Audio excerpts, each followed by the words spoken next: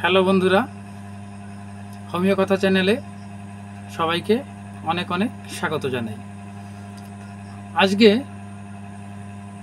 আমরা এমন একটা সমস্যা নিয়ে আলোচনা করব যে সমস্যাটা আমাদের একটা চিন্তার কারণ, বিশেষ করে মেয়েদের ক্ষেত্রে বা মহিলাদের ক্ষেত্রে। বন্ধুরা, সমস্যাটা হচ্ছে স্থূলকায়ত্ব বা মেদবৃদ্ধি, অর্থাৎ যারা তুলনামূলকভাবে বা প্রয়োজনের তুলনায় অত্যাধিক পরিমাণে মোটা হয়ে যাচ্ছেন, স্থূল হয়ে যাচ্ছেন, তারা সবসময় একটা চিন্তায় থাকেন যে কীভাবে এটা কমানো যায়, এতে সৌন্দর্যহানি হচ্ছে, এ ধরনের চিন্তা করে। বিশেষ করে বললাম যেটা মহিলাদের ক্ষেত্রে, তো এটা একটা সমস্যা হয়ে দাঁড়িয়েছে, অনেকেই জানতে চান। তো ভাবলাম যে এই বিষয়ে একটা ভিডিও করা যাক, এটা ঘরোয়া কী পদ্ধতি অনুসরণ করে কমানো যায়, বা হোমিওপ্যাথিতে কি কি ওষুধ আছে, বা হোমিওপ্যাথিটা কি বলে এই স্থূলকায়ত্ব বা কর্পুলেন্ট বা ওবেসিটি নিয়ে। তো বন্ধুরা, আপনাদের সঙ্গে আমি রয়েছি হোমিও প্র্যাকটিশনার রজত বিশ্বাস। আমরা প্রথমে একটু জানি যে আমরা কোন ক্ষেত্রে চিন্তিত হব। বন্ধুরা, আমাদের মানব শরীরের প্রত্যেকেরই উচ্চতা অনুসারে ওজন বা ওয়েটের একটা পরিমাপ আছে, একটা রেশিও থাকে যে এই উচ্চতা হলে, এই ওয়েট থাকলে ঠিক আছে। যখনই উচ্চতা অনুসারে ওয়েট কম বা বেশি হচ্ছে, তখনই সেটা চিন্তার বিষয় হয়ে যায়। তো আজকে আমরা আন্ডার ওয়েট বা উচ্চতা অনুসারে ওজন কম সেটা নিয়ে কথা বলবো না। আজকে আমাদের আলোচ্য বিষয় যে আমাদের উচ্চতা অনুসারে বা স্বাভাবিকের তুলনায় যখনই আমাদের ওজন বৃদ্ধি হয় বা আমরা মোটা হয়ে যাই বা আমাদের স্থূলকায়ত্ব এসে যায়, যেটাকে ওবেসিটি বা কর্পুলেন্ট বলা হয়। কেন হয় এই ওবেসিটিটা, কেন আসে? যারা বেশি পরিমাণে কার্বোহাইড্রেট জাতীয় খাবার খান, যাদের বেসাল মেটাবলিক রেট কম, তাদের এই কার্বোহাইড্রেট খাবার ফলে এই জিনিসটা আমাদের ক্যালোরি হিসেবে শরীরে, আমাদের এনার্জি, খাবার আমাদের এনার্জি হিসেবে শরীরে কাজে লাগে।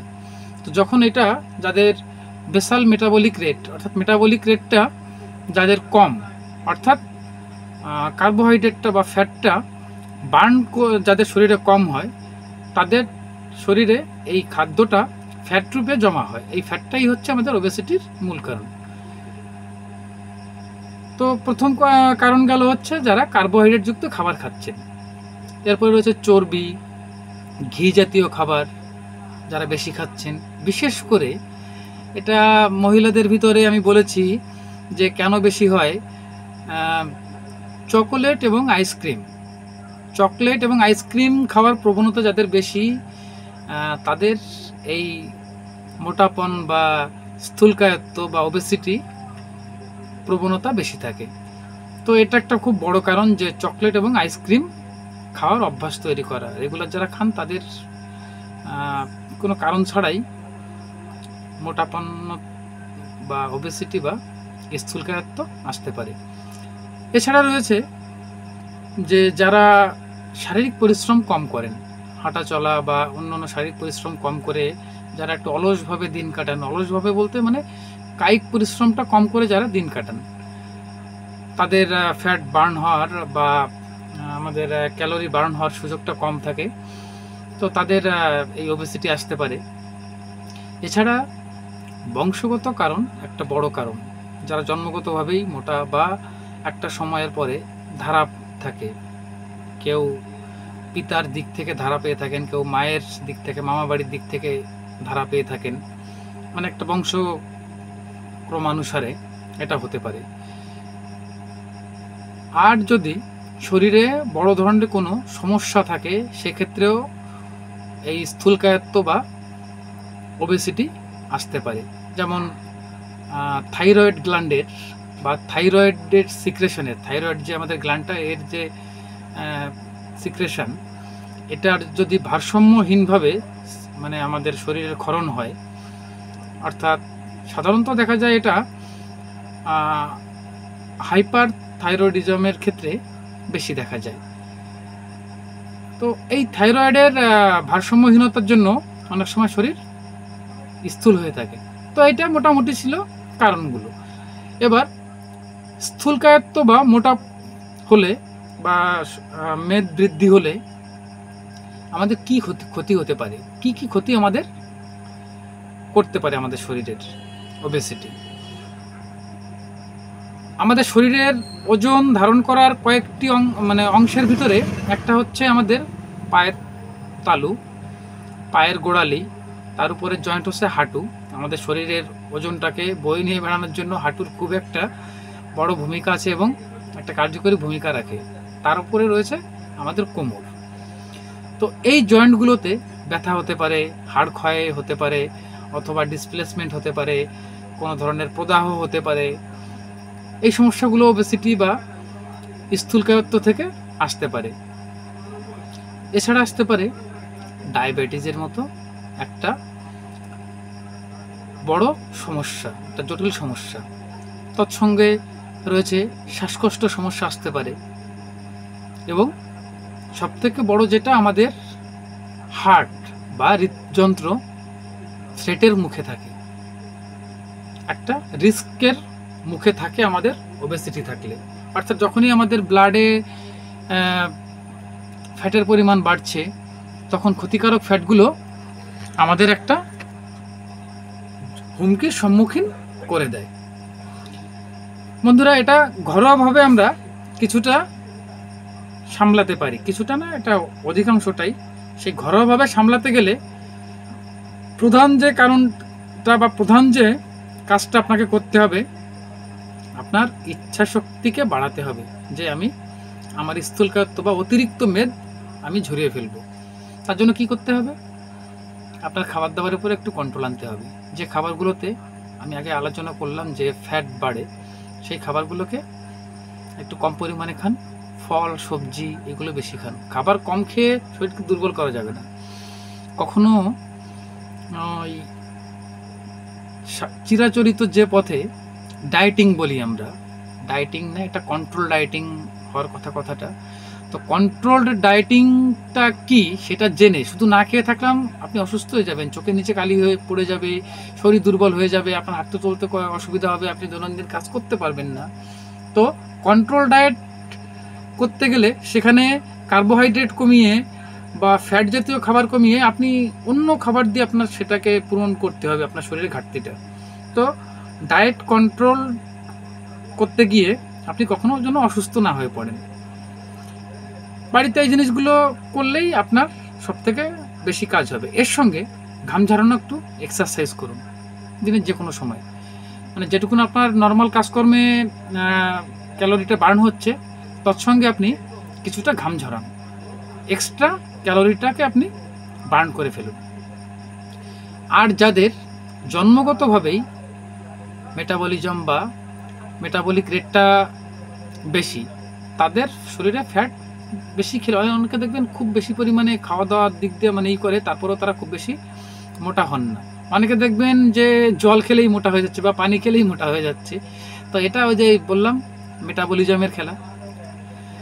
তো এটা যাদের আছে তাদের কন্ট্রোল করা বা এই করাটা খুব কঠিন হয়ে দাঁড়ায়। তারপরেও যদি এই যে স্টেপগুলো আমি বললাম এগুলো না করে মানে করার পরেও আপনার পরিবর্তন হচ্ছে না, তখন কিছু ওষুধ নিয়ে চিন্তা করা যায় বা ওষুধ খাওয়া যায়। তো চলুন বন্ধুরা, হোমিওপ্যাথিতে কি ওষুধ রয়েছে যেগুলো আমাদের স্থূলকায়ত্ব বা ওবেসিটি বা কর্পুলেন্ট কমাতে সাহায্য করে। প্রথমে যে ওষুধটার কথা আলোচনা করবো সেটা হচ্ছে ক্যালোট্রপিক্স। ক্যালোট্রপিক্স ওষুধটা মাদার ফর্মে। সাধারণত ক্যালোট্রপিক্সটা 5 থেকে 6 ফোঁটা দিনে 2 থেকে 3 বার 5 থেকে 6 ফোঁটা করে মাদার টিংচার ফর্মে কোনো ফার্মাসি থেকে বা কোনো ডাক্তারের পরামর্শ নিয়ে আপনি এনে এটা খেলে অনেক কাজ হয়। এরপর একটা ওষুধ রয়েছে ফাইটোলক্কা। ফাইটোলক্কা ওষুধটা টাইট্রেশন ফর্মে পাওয়া যায়, 3x পোটেন্সিতে ট্যাবলেট আকারে টাইট্রেশন। ওটা হোমিওপ্যাথি ওষুধই, কিন্তু ওটা টাইট্রেশন আকারে বাজারে রেডিমেড পাওয়া যায়। আবার কোনো ডাক্তারবাবুর সঙ্গে কথা বলে বা কোনো ফার্মাসিস্টের সঙ্গে কথা বলে ওষুধটা এনে খেয়ে দেখতে পারেন, এটাও অনেক সময় ভালো কাজ দেয়।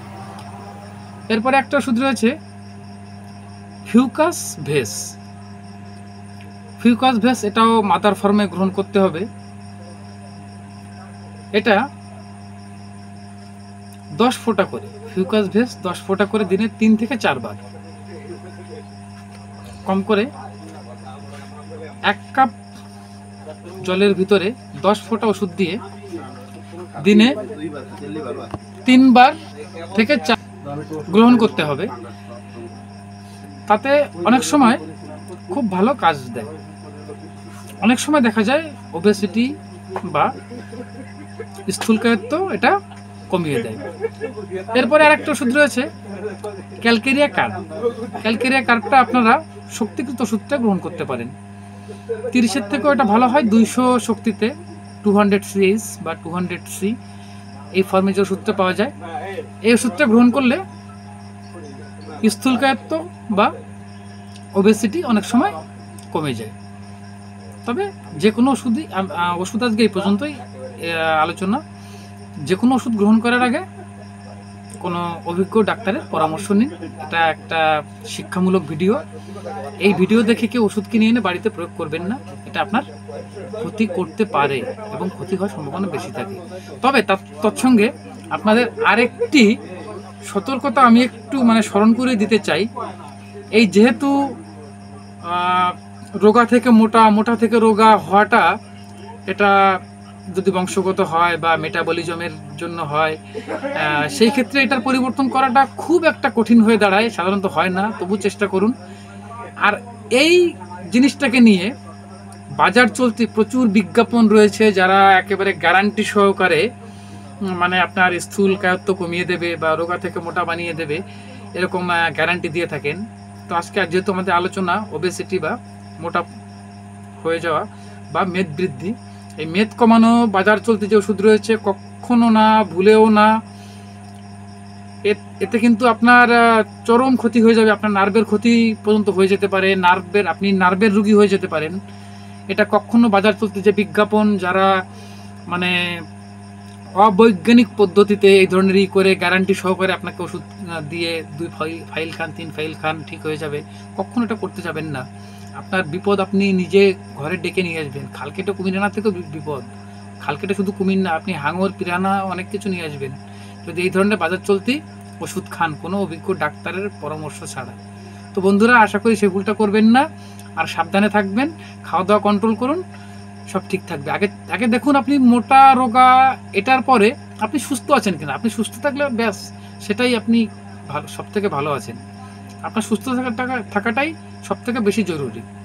তো বন্ধুরা, আজকে এই পর্যন্তই। হোমিও কথা চ্যানেলের সঙ্গে থাকুন, ভালো থাকুন, সাবধানে থাকুন, সুস্থ থাকুন।